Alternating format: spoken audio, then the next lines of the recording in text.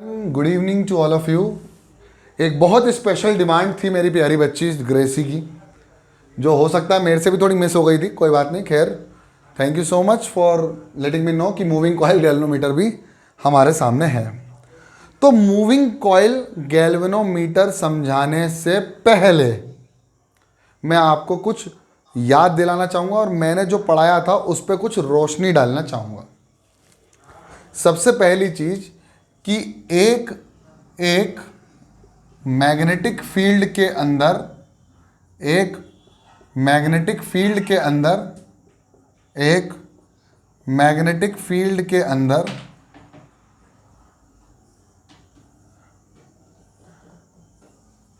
एक magnetic field के अंदर एक मैग्नेटिक फील्ड के अंदर अगर कोई कॉइल है या कोई क्लोज लूप है, मैं अभी कह रहा हूं इसको कॉइल, क्यों नाम दे रहा हूं इसको कॉइल, क्योंकि ये कॉइल भी हो सकती है और लूप भी हो सकता है, कोई दिक्कत थोड़ी नहीं है। इसलिए मैं अभी मूविंग कॉइल की लाइन मिलाने वाला हूं इससे, तो इसको मैं कॉइल भी कह सकता हूं। एक मैग्नेटिक फील्ड के अंदर या किसी मैग्नेटिक फील्ड के अंदर अगर कोई कॉइल होती है तो उस कॉइल पे कुछ ना कुछ टॉर्क लगता था, वो लगता था एम बी साइन थीटा। क्या लगता था? एम बी साइन थीटा, ये टॉर्क लगता था। और इस टॉर्क की डायरेक्शन की बात करें तो ये होता था एम क्रॉस बी। ये भी आपको याद होगा। कह दो ये सच है, कह दो एक बार ताकि मैं मजा आए मेरे को। अब नहीं कहोगे? अब देखा जाए तो अगर मैं कहूं कि इस पर्टिकुलर एक कॉइल या लूप पे जो टॉर्क लगेगा वो एम बी साइन थीटा होगा। जब मैं इसको थीटा डिग्री घुमा दूंगा विथ मैग्नेटिक फील्ड। अगर बात करें मिनिमम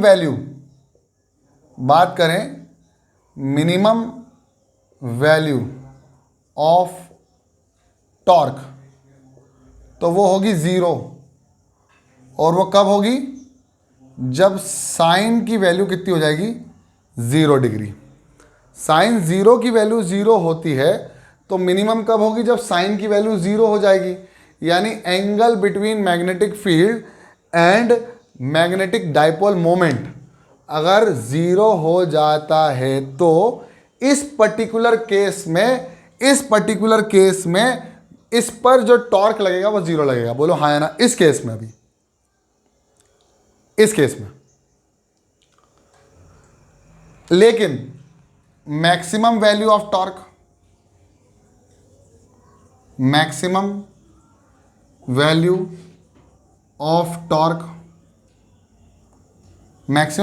टॉर्क की बात करें तो मैं आपको ये बात ध्यान दिला देना चाहता हूं कि मैक्सिमम वैल्यू ऑफ टॉर्क तब होगी जब साइन की वैल्यू मैक्सिमम होगी। और साइन की वैल्यू मैक्सिमम कब होती है? जब साइन 90 डिग्री पर होता है। जब साइन 90 डिग्री पे होता है तो उसकी वैल्यू मैक्सिमम होती है। तो उस समय जो टॉर्क की वैल्यू होगी वो हो जाएगी tau net is equal to M into B. और अभी इस केस की बात करें तो इसमें तो 0 है, लेकिन इसको अगर पूरा घुमा दूं, अगर मैं इसको पूरा घुमा दूं, एक सेकेंड लेके आ रहा हूं घुमाने वाला माहौल। अगर मैं इस पूरे को पूरा घुमा दूं तो बी का डायरेक्शन, एम का डायरेक्शन ये हो जाएगा और बी का डायरेक्शन ये हो जाएगा। एम का डायरेक्शन ये, बी का डायरेक्शन ये। तो अभी एंगल कितना हो जाएगा? 90 degree. In this case the torque will be maximum. The heading is moving coil galvanometer. The heading is moving coil galvanometer, but the problem is you need to understand the principle of that moving coil galvanometer, and I am telling you the principle of moving coil galvanometer। अभी पूरी लाइनें बताएंगे। तो मेरे ख्याल से आपको इतनी मोटी मोटी तौर पे बातें समझ में आ गई होंगी। अगर यहां पर एक कॉइल की जगह और बहुत सारी n नंबर ऑफ कॉइल्स आ जाते हैं, जैसे इसके ऊपर और कॉइलिंग कर दूं तो अब दिखेंगी नहीं। अगर मैं एक के ऊपर एक लगा दूंगा, इसलिए मैं इस पर और कॉइलिंग कर रहा हूँ, और कॉइलिंग कर रहा हूँ, और कॉइलिंग कर रहा हूँ, और कॉइलिंग कर रहा हूँ। अब आप ये मत समझना कि ये बड़ा है, ये छोटा है, ये छोटा है, नहीं। इसको मैंने कुछ इस तरह से लपेटा है, इसको मैंने कुछ इस तरह से लपेटा है कि आपको दिखे भी 3D में थोड़ा नीचे से, लेकिन ये सबका एरिया ऑफ क्रॉस सेक्शन एक ही है। इसको अभी मैं ना और लपेट के दिखा दूंगा आपको, अभी टेंशन मत लेना पूरे मोटे मोटे तौर पे। लेकिन आपको इतना तो समझ में आ गया होगा कि माना कि इसमें जो नंबर ऑफ टर्न्स है वो कैपिटल एन है। Let N is the capital N is the number of turns in the coil. तो अगर मैं बात करूं इस पर्टिकुलर केस में, तो इस पर्टिकुलर केस में भी टॉर्क की value M B sine theta ही होगी। अगर theta is it the angle between magnetic moment है, लेकिन मैग्नेटिक मोमेंट की वैल्यू चेंज हो जाएगी और उस मैग्नेटिक मोमेंट की वैल्यू हो जाएगी एन आई इंटू ए। उस मैग्नेटिक मोमेंट की वैल्यू कितनी हो जाएगी? एन इंटू आई इंटू ए। इतनी बातें आपको याद रखनी पड़ेंगी और समझना पड़ेगी, पहले इतना लिख लो। ओके, तो मैं देखो, अगर आप इसको थोड़ा सा ध्यान से देखोगे तो ये ऐसा नहीं है कि एक के अंदर एक सिलेंडर रखा है, ना रेक्टेंगल।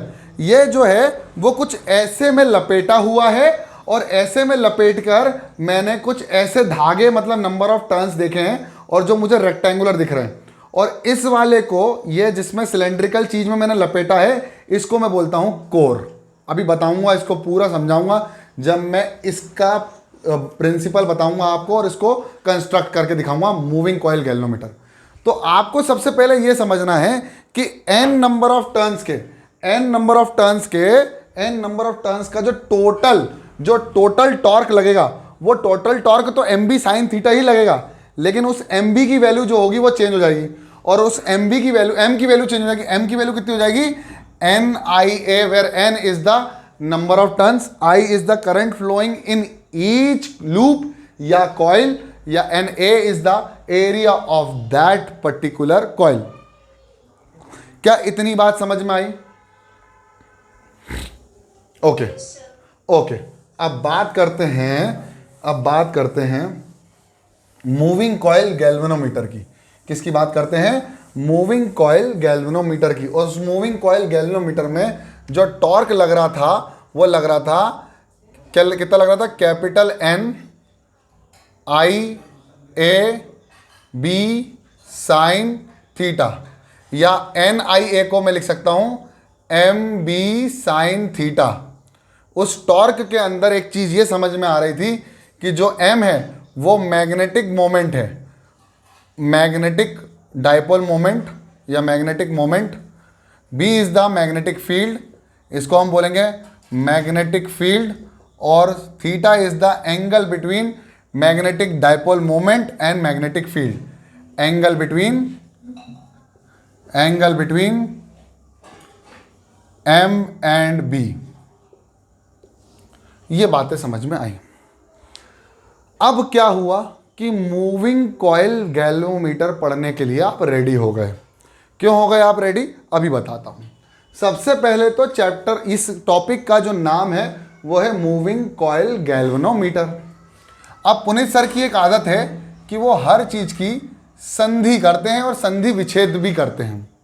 पहले तो तोड़ते हैं और फिर जोड़ते हैं तो टॉपिक को। तो अगर देखा जाए तो इस पूरी सेंटेंस की अगर मैं संधि विच्छेद करूं, इस पूरे टॉपिक की अगर मैं संधि विच्छेद करूं, तो मुझे यह समझ में आएगा कि एक शब्द है गैल्वेनोमीटर, एक शब्द है कॉइल। कॉइल मैं आपको बता चुका हूं, मूविंग अभी आपको पता चल जाएगा। बात करते हैं गैल्वेनोमीटर की। गैल्वेनोमीटर, अब बात करेंगे गैल्वेनोमीटर की, तो इसकी कोई संधि विच्छेद नहीं करेंगे। इट इज एन इंस्ट्रूमेंट, अब इसकी डेफिनेशन लिखने चाह रहे हैं अपन। It is an instrument which is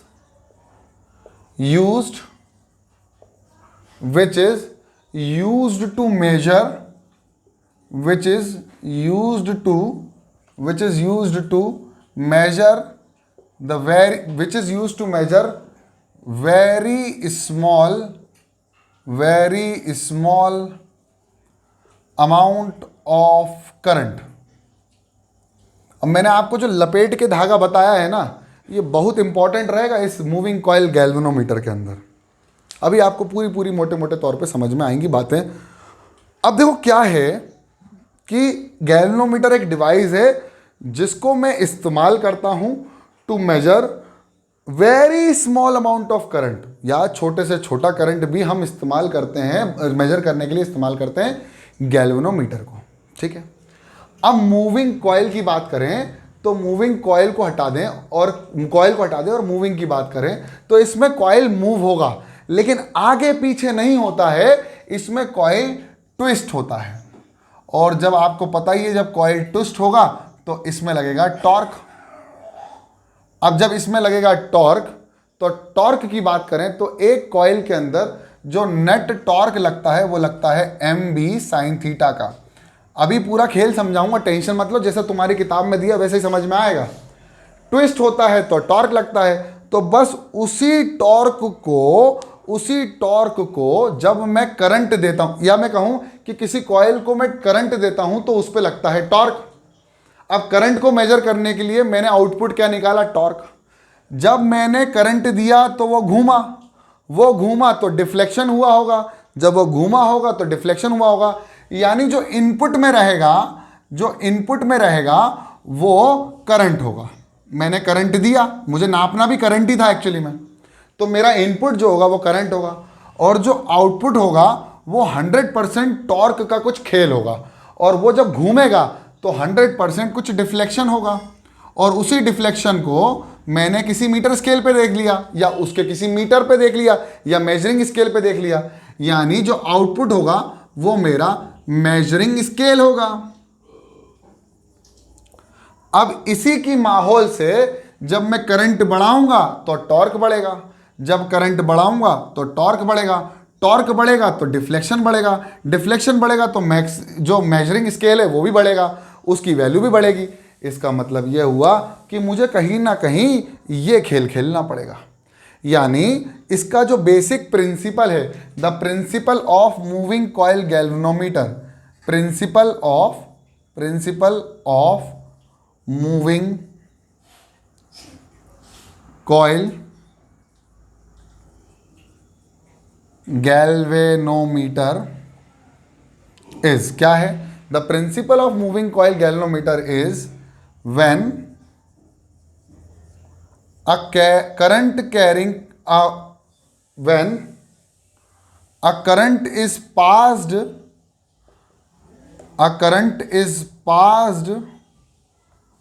from a closed loop या coil, a closed loop and a coil, it experiences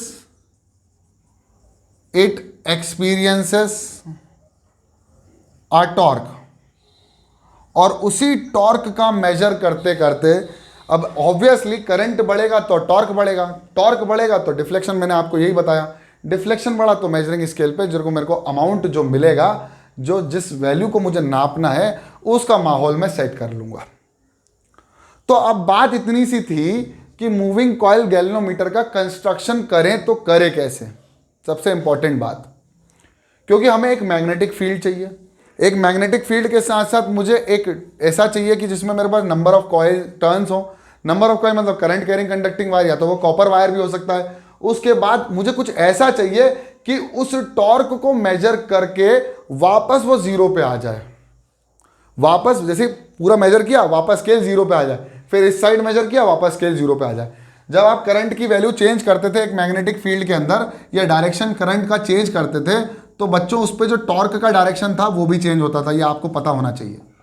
जैसे फॉर एग्जांपल अगर मैं इस पे क्लॉकवाइज करंट दूंगा तो टॉर्क का डायरेक्शन अलग होगा, और अगर मैं अगली मैग्नेटिक फील्ड में किसी करंट कैरिंग कंडक्टिंग लूप के अंदर जो करंट का डायरेक्शन है अगर वो मैं एंटी क्लॉकवाइज कर दूं तो उस पर जो टॉर्क का डायरेक्शन होगा वो अलग तरीके से जाएगा। मतलब इसमें टॉर्क का डायरेक्शन अलग होगा और इसमें टॉर्क का डायरेक्शन अलग होगा। In the sense we can say that the direction of the current is totally dependent upon the direction of torque. इसलिए आप देखते हो कि करंट जो मूविंग कॉइल गैल्वेनोमीटर का जो स्केल होता है उस स्केल में जो जीरो होता है वो बीच में होता है। अब डायरेक्शन करंट का एक इस साइड भी हो सकता है पॉजिटिव और एक इस साइड भी हो सकता है negative, depending upon the direction of the current that we have given to the coil, या फिर हम बोल सकते हैं इसको conducting wire, conducting closed conducting wire या लूप, इसको हम लूप भी कह सकते हैं। इतना उतार लो। ओके, तो देखो यार, अब ये इतना लिख लिया अपन ने। अब मैं आपको बताऊंगा कि इस पर्टिकुलर मूविंग कॉइल गैल्वेनोमीटर का स्वरूप कैसा होता है। स्वरूप मतलब दिखता कैसा है। अगर बाहर से देखा जाए तो उसका जो स्वरूप है वो कुछ इस तरह का दिखता है बच्चों, वो कुछ ऐसा कुछ होता है बच्चों। और यहाँ पर उसका मेजरिंग डिवाइस होता है, ऐसे कुछ होता है स्केल, और ये इसका ज़ीरो होता है, और यहाँ पर एक टर्मिनल होती है, एक टर्मिनल ये होती है। तो गैल्वेनोमीटर कुछ इस तरह का दिखता है। हालांकि मुझे पता है कि मैंने डायग्राम अच्छा नहीं बनाया है। ये वाला जो होता है वो नल पॉइंट होता है, तो इसको अगर मैं बोलूँ तो ये होता है नल पॉइंट, है ना ये। लेकिन इसका कंस्ट्रक्शन जो है वो ऐसा नहीं है। बाहर का स्वरूप तो हमें ना ऐसा दिखाने के लिए हुआ है कि वो ऐसा है, लेकिन ऐसा अंदर से नहीं है। अंदर से बेटा कुछ और है। तो अंदर से कैसा है वो बता रहा हूँ, ये मिटा देता हूँ। और आप लोग भी हेडिंग लगा लेंगे कंस्ट्रक्शन, और अभी देखेंगे कि कंस्ट्रक्शन कैसे कर रहा हूँ मैं। देखो, अलग अलग किताबें अलग अलग कंस्ट्रक्ट करती हैं, कुछ ये वाला डायग्राम बनाती हैं, कुछ नहीं बनाती हैं। तो मैं आपको बना के दिखा देता हूँ ये वाला डायग्राम। देखो कैसे मज़ा आने वाला है। यहाँ पर एक टर्मिनल होती है, उस टर्मिनल से यहाँ से एक वायर लगा रहता है। इसको है ना फिक्स किया जाता है एक वायर से, इसको ऐसे फिक्स किया जाता है किसी ब्लॉक से, और यहाँ से एक वायर दिया जाता है, और यहाँ इस वायर के नंबर ऑफ टर्न्स होते हैं। अब ये नंबर ऑफ टर्न्स एक के ऊपर एक नहीं होंगे, जैसे मैंने बताया आपको इस वाले में कि ये ऊपर आया, ये ऊपर से आया, ये ऊपर से आया, और यहाँ से उसको टर्न करना चालू कर दिया। तो वही मैं टर्निंग कर रहा हूँ। ये ऊपर से एक वायर आया और यहाँ से उसने टर्न करना उसको चालू कर दिया, तो वो कनेक्टेड है। इसका मतलब ये टर्न करना चालू करता हूँ, मैं इसको भी टर्न करना चालू कर रहा हूँ। बहुत बढ़िया। अरे यार, तो देखो कैसे टर्न कर रहा हूँ। यहाँ से मैंने इसको टर्न करा, यहाँ से मैंने इसको टर्न करा, और ऐसे मैंने टर्न कर दिया। और इसको मैंने, देखो फिर भी बता रहा हूँ अभी कि ये जो वो ऐसा नहीं है जो मैंने बनाया वैसा है। ये आपको दिखाने के लिए मैं बना रहा हूँ। बहुत बच्चे कंफ्यूज हो जाते हैं, बहुत बच्चे। और इसको कनेक्ट कर दिया है एक स्प्रिंग से, और उस स्प्रिंग को कनेक्ट करने के बाद एक और टर्मिनल से मैंने इसको कनेक्ट कर दिया। ठीक है। अब भाई moving coil galvanometer magnetic field से भी तो रिलेट करता है। तो भाई यहाँ लगा दी मैंने मैग्नेटिक फील्ड, तो एक मैंने लगा दी यहाँ पर मैग्नेटिक फील्ड। इसको बोल दिया मैंने नॉर्थ, और इसको मैंने बोल दिया साउथ। बस इतना ही कंस्ट्रक्शन है। इस पर्टिकुलर माहौल को कहा जाता है वायर, कंडक्टिंग वायर। ये हमारा पहला स्लॉट है जो कि ये है, और ये हमारा दूसरा स्लॉट है जो कि ये है। इन स्लॉट्स में ही करंट को पास करवाया जाता है। मान लो यहाँ से एक बैटरी लगा दी, जो भी है आपने करंट लगाया, आपको डिफ्लेक्शन मिल जाएगा। ठीक है। अब बात इतनी सी है कि मूविंग कॉइल गैल्वेनोमीटर की खास बात क्या थी, मैंने आपको बताया था कि भाई ये टॉर्क के ऊपर डिपेंड करता है। नंबर ऑफ टर्न्स इसलिए दिए ताकि जो टॉर्क है वो बढ़ जाए, क्योंकि उसमें एम की वैल्यू भी बढ़ जाती। तो टॉर्क की वैल्यू किसके बराबर होती थी? एम बी साइन थीटा के बराबर। किसके बराबर? एम बी साइन थीटा के बराबर। जहां एम की वैल्यू होती थी कैपिटल एन इंटू आई इंटू ए। ये आपको ध्यान में रखनी है। यानी अब जो टॉर्क के मैग्नीट्यूड की बात करेंगे वो बात कर लेंगे N I A B sine theta, जहां पर A B is nothing but कि इसका एरिया है ना। A is the area and B is the magnetic field. अब मैग्नेटिक फील्ड नॉर्थ से साउथ जा रही है तो कुछ इस तरह से जा रही होगी। अभी बात करेंगे एंगल वेंगल की भी, सारी बातें कर लेंगे, टेंशन मत लो। यहां पर लगाई है ये स्प्रिंग, यहां पर लगाई है स्प्रिंग। ये हमारा एक हो गया नॉर्थ पोल, अभी पूरी बातें समझ में आ जाएंगी। और ये हो गया हमारा साउथ पोल बच्चों। ठीक है। ये कंस्ट्रक्शन है, बस आपको ऐसे बना के आना है। लेकिन ऐसा क्या है, किताबों में नहीं बना होता। किताबों में कुछ इस तरह का बना होता है कि आपका ये हुआ, यहाँ पर आपने एक सिलेंडर लिया है, यहाँ पर आपने एक सिलेंडर लिया है, और उस सिलेंडर से आपने बहुत सारे नंबर ऑफ टर्न्स को क्या कर दिया है, लपेट दिया है। जब आपने उसको लपेट दिया है, जैसे आपने ये सिलेंडर रखा है और आपने इसको लपेट दिया है, तो इस वाले के सामने आपने ये रखा है, फिर सामने से एक मैग्नेटिक फील्ड और लगी रहती है ये, और ऊपर से एक ब्लॉक और ये वाला वो, और यहाँ से एक स्प्रिंग और उसको ब्लॉक करके हम लोगों ने एक और, बस ये डायग्राम और इस डायग्राम में कोई फर्क नहीं है, ये ऐसा ही रहता है। और इसको बोलते हैं हम कोर, इनर कोर। क्या बोलते हैं इसको? Inner core. अब ये तो साइड व्यू है, ये तो साइड व्यू है। अगर मैं इसके टॉप व्यू की बात करूं तो मेरे को जो टॉप व्यू दिखता है ना बच्चों, मुझे जो टॉप व्यू दिखेगा, जब मैं इसको ऊपर से देखूंगा, तो मैं जब ऊपर से देखूंगा तो मुझे यहां पर एक सर्कल दिखेगा, उस सर्कल पे नंबर ऑफ टर्न्स होंगे, फिर मुझे ऐसे ही एक मैग्नेटिक फील्ड और मिलेगी जहां पर ये नॉर्थ होगा, ये साउथ होगा, और ये कुछ इस तरह से जा रही है। अभी मैंने इसको सीधा बनाया है, अभी आपको पूरी बातें समझ में आ जाएंगी। देखो ये ऐसा है, ये ऐसा है, अगर मैं टॉप व्यू की बात करूं तो ये ऐसा है, और अगर मैं साइड व्यू की बात करूं तो मुझे ऐसा दिख रहा है। ठीक है, उतार लो जल्दी, फटाफट जल्दी उतार लो। ओके, तो आई होप आप लोगों ने ये लिख लिया होगा। अब इसकी वर्किंग समझाता हूं। देखो सबसे पहली चीज, वर्किंग समझना बहुत इंपॉर्टेंट है। वर्किंग क्या है, वो क्या कहती है, वो सुनो। कहा भाई कि जब ये दोनों के बीच का एंगल थीटा होगा तो इस पर एक टॉर्क लगेगा, उस टॉर्क की वैल्यू कितनी हो जाएगी? NIAB sine theta, where theta is the angle between M and B। या फिर इस फॉर्मूले में देखो, एरिया वेक्टर और B के बीच का एंगल है थीटा। ठीक है, तो इतना टॉर्क लग जाएगा, है ना। टॉर्क लगेगा तो सोचो, अगर टॉर्क लग रहा है तो ये घूमेगा, अगर टॉर्क लगेगा तो ये घूमेगा।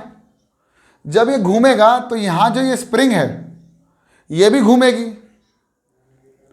अब देखो, मैं तुम्हें जो समझाने की कोशिश कर रहा हूं वो समझ के देखना। एक सेकंड, है ना, मैं तुम्हें जो समझाना चाह रहा हूं वो तुम देखना। मैं समझाना भी तो चाह रहा हूं। देखो देखो, मैं इसको फिक्स कर रहा हूं और यहां से इसको घुमा रहा हूं। ये वायर है मेरे, उसका क्या बोलते हैं, माइक का, दिख रहा है सबको। तो जब मैं इसको यहां से घुमा रहा हूं तो आप देखना इस पर टॉर्क लग रहा है। देखो लग रहा है टॉर्क, इसको जब घुमा रहा हूं मैं, ये घूम रहा है, तो क्या नीचे इसको मैंने फिक्स कर रखा है? क्या मैंने इसको फिक्स कर रखा है? फिर से देखो, ये मैंने इसको घुमाया तो ये जो इस पर लग रहा है, ये क्या लग रहा है? टॉर्क। अरे बोल दो यार। जब मैंने इसको छोड़ा तो ये क्या वापस अपनी पोजीशन पे आने की कोशिश नहीं करता है? जब ये वापस अपनी पोजीशन पे आने की कोशिश करता है तो ये स्प्रिंग उसको कहता है कि तू वापस अपनी पोजीशन पे जा, और इसी को बोलते हैं रीस्टोरिंग टॉर्क। क्या बोलते हैं बच्चों? Restoring torque, torque restoring. ये लगेगा, अगर ये लगेगा तो रीस्टोर होके वापस ये अपनी पोजीशन पे आएगा। जब ये घूमेगा, ये जब घूमेगा, ये जब बहुत तेज घूमेगा तो ये भी घूमेगा, ये घूमेगा तो इसके अंदर भी एक एनर्जी स्टोर हो जाएगी टॉर्क के फॉर्म में। जब ये वापस करंट हटाएंगे तो वापस अपनी पोजीशन पे इसको फेंकेगा। तो जब ये घूमता है तो उधर से डिफ्लेक्शन होता है, जितना घूम गया उतना डिफ्लेक्शन हो गया। अब भाई करंट हटा दिया तो वापस अपनी पोजीशन पे आ जाता है। तो यही वो प्रिंसिपल है जिसकी वजह से ये वापस अपनी पोजीशन पे आता है। अगर ये ना हो स्प्रिंग तो ये चले जाए और वापस ना आए, फिर मैं वापस से इस गैल्वेनोमीटर को इस्तेमाल नहीं कर पाऊंगा। इसका सिंपल सा अर्थ ये है कि रीस्टोरिंग टॉर्क जो है वो हमें मदद करता है इस NIAB साइन थीटा को मेजर करने के लिए कि डिफ्लेक्शन इसके वजह से कितना आया होगा। हर एक डिफ्लेक्शन की कुछ ना कुछ वैल्यू होगी कि इतने टॉर्क, इतना करंट होगा तो इतना टॉर्क होगा, और उतना टॉर्क होगा तो उतना डिफ्लेक्ट होगा। यानी आई इसकी सेंसिटिविटी होगी कि भाई आई इतना गया तो इतना टॉर्क होगा उसमें, तभी ये आई इतना गया। ज़्यादा आई तो और टॉर्क, ज़्यादा आई तो और टॉर्क, अब टॉर्क खत्म, वापस अपनी पोजीशन पे। तो कुछ इस तरह से वर्क करता है। तो इसी रीस्टोरिंग टॉर्क को मैंने बोल दिया TR। क्या बोल दिया मैंने? Tau R। और जो लगा है टॉर्क उसको मैंने बोल दिया टाउ M, टाउ मैग्नेटिक, जो मैग्नेटिक की वजह से इसको पे टॉर्क लगा है। अब क्या होता है, यही रीस्टोरिंग टॉर्क किसकी वजह से लगता है? ये रीस्टोरिंग टॉर्क जब तक बढ़ेगा जैसे जैसे ये एंगल बिटवीन बढ़ता जाएगा, जितना ये एंगुलर डिस्प्लेसमेंट करेगा। देखो ये वाला एंगल नहीं, इस एंगल की बात नहीं कर रहा हूं, जितना ये घूमेगा उतना ही ये रीस्टोरिंग टॉर्क हो जाएगा। मतलब मैं जितना उसको घुमाऊंगा तो उतनी ही तेज। देखना कभी है ना, आप बड़ा सा कपड़ा है ना, जब गीला करके उसको निचोड़ते हो ना, तो वो इतना हो जाता है कि आपके हाथ भी मुड़ने लगता है, क्योंकि वो इतना टॉर्क लगाने लगता है। लेकिन जैसे ही आप छोड़ते हो, खत्म, सब खत्म। इसका मतलब क्या हुआ? इसका मतलब ये हुआ कि जैसे जैसे टॉर्क बढ़ रहा है, वो टॉर्क किसकी वजह से बढ़ रहा है? क्योंकि ये जो एंगुलर डिस्प्लेसमेंट आ रहा है, ये जो एंगुलर डिस्प्लेसमेंट थीटा आ रहा है, यानी ये टाउ रीस्टोरिंग जो होगा वो डायरेक्टली प्रोपोर्शनल होगा थीटा के। ये टाउ रीस्टोरिंग जो होगा वो डायरेक्टली प्रोपोर्शनल होगा थीटा के। अब प्रोपोर्शनल हो गया थीटा के, जैसे जैसे रीस्टोरिंग टॉर्क का जो एंगुलर डिस्प्लेसमेंट है वो बढ़ रहा है, तो रीस्टोरिंग टॉर्क बढ़ रहा है। रीस्टोरिंग टॉर्क बढ़ रहा है तो यहां पर हम क्या लगाएंगे? कांस्टेंट। उस कांस्टेंट की वैल्यू हमने के लिखी है, उस कांस्टेंट की वैल्यू हमने के लिखी है, और इसकी वैल्यू होती है टोर्जन कांस्टेंट। क्या बोलते हैं इसको? Trojan constant. क्या होता है टोर्जन कांस्टेंट? कि भाई एक स्प्रिंग का कितना टोर्जन कांस्टेंट होगा, कितना लगेगा, वो हर स्प्रिंग का सेम होता है। जैसे मैंने आपको बताया था कि वो के कांस्टेंट जो होता था ना हर स्प्रिंग का, वैसे ही ये भी होता है। तो जो रीस्टोरिंग टॉर्क होगा वो किसकी वैल्यू हो जाएगी? के इंटू थीटा के बराबर। और यहां पर टॉर्क जो लग रहा है वो कितना हो जाएगा? NIAB साइन थीटा की वजह से। तो भाई NIB साइन थीटा की वजह से ही तो ये टॉर्क पैदा हो रहा है, तो क्या दोनों टॉर्क बराबर नहीं होंगे? बस यहीं से खेल हो गया सवाल का कि यही torque M will be equal to torque restoring, यानी टॉर्क M की वैल्यू यानी NIAB sine theta is equal to K theta. और बस इसी थीटा की वैल्यू निकाल लेंगे या इसी करंट की वैल्यू निकाल लेंगे। हाँ माइनस पे नहीं होगा क्योंकि उल्टे डायरेक्शन में लगेगा। भाई मैग्नीट्यूड की बात कर रहा हूं ना, मैं डायरेक्शन की तो बात ही नहीं कर रहा हूं। ऑब्वियसली उल्टा होगा। मैं अभी इस पे वेक्टर नहीं मारा हूं यार, ठीक है ना, वेक्टर नहीं मारा अभी पूरी अभी तो हम मेजरिंग कर रहे हैं ना, तो उसमें माइनस प्लस थोड़ी खेलते हैं। हमें पता है कि अगर एक ऐसे घूम रहा है तो एक ऐसे घूमेगा, मतलब इस तरफ टॉर्क लगा रहा है तो ये स्प्रिंग वाला इस पे उल्टी दिशा में टॉर्क लगाएगा, तभी तो ये वापस आता है। तो इस टॉर्जन कांस्टेंट की वैल्यू हमें दी जाती है थीटा। ये हो गया NIBA साइन थीटा, जिसके बराबर, जिसकी वजह से टॉर्क लगा, उसकी वैल्यू ये। बस आपको थीटा की वैल्यू निकालनी है, तो theta is equal to NIAB sine theta by K. अगर आपको थीटा पता चल जाएगा कितना करंट है, और वही theta is directly proportional to current, यही theta directly proportional to current हो गया। अगर सब कांस्टेंट की बात कर रहे हैं तो छापो जरा। सर। देखो बच्चों, मैं क्या कहना चाह रहा हूं वो सुनो। अब क्या कहना चाह रहा हूं भाई, अगर मैं इसको घुमाऊंगा तो क्या इसका थीटा चेंज होगा? हाँ, थीटा चेंज होता है, ये वाला थीटा चेंज होगा। मैग्नेटिक मोमेंट और या एरिया वेक्टर के बीच का एंगल या मैग्नेटिक फील्ड के बीच का जो एंगल होगा वो चेंज होगा। जब ये चेंज होगा, मैं नहीं चाहता कि चेंज हो, क्योंकि उसमें फिर टॉर्क की वैल्यू बार बार चेंज होगी, जो कि मैं नहीं चाहता कि चेंज हो। तो भाई यहां पर मैं चाहूंगा कि या ये तो साइन थीटा वाला कहां माहौल खत्म हो जाए, क्योंकि जैसे ये घूमेगा, ये जब घूमेगा तो angle between area vector and magnetic field will change. 100% surety है कि चेंज होगा। तो मैं नहीं चाहता कि ये साइन थीटा की वैल्यू रहे या साइन थीटा वैल्यू कांस्टेंट हो जाए, मैं तो ये चाहता हूं। तो मैं लेके आया, तो मैं एक नई चीज लेके आया जिसका नाम था रेडियल फील्ड। क्या लेके आया? Radial field. आपको पता है ये जो एन मुड़ा हुआ है ना, और ये जो साउथ पोल मुड़ा हुआ है, इसके पीछे यही कारण है। इसके पीछे कारण यही है बच्चों कि देखो कि अगर मैं बात करूं, ये एन है और ये एस है, तो ये ऐसे जाएगी मैग्नेटिक फील्ड, फिर यहां से कुछ इस तरह से जाएगी, यहां से कुछ मतलब कुछ इस तरह से जाएगी कि जो हमारा जो बीच में जो माहौल रखा हुआ है, जो हमारा माहौल रखा हुआ है उसके से वो 90 डिग्री हो। देखो कैसे बताता हूं, टॉप व्यू बता रहा हूं।